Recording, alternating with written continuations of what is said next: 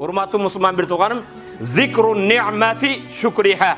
Алланын берген нематыны зикр кылыш, бу шүгүр кылуу. Не экен?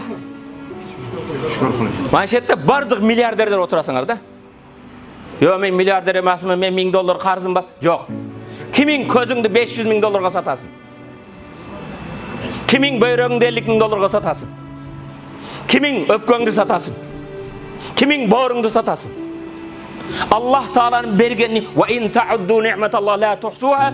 Алланын берген ниматыны санасаңар, санына жетпейсиңер. Кече биз Сахалинде жүрсөк, биздин кыргыз бир брадарыбыз.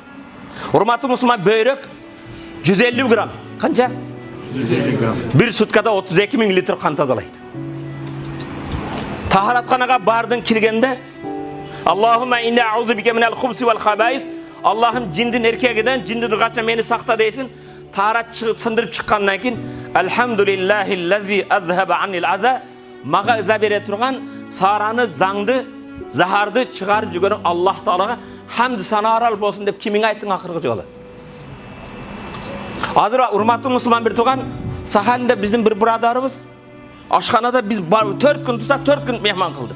Бирок ал кишинин 2 бөйрөгү иштебейт. Жумасына 3 жолу гемодиализге барат. Гемодиализ мына столдун жарымыдай аппарат. Бар 5 саат жатасың.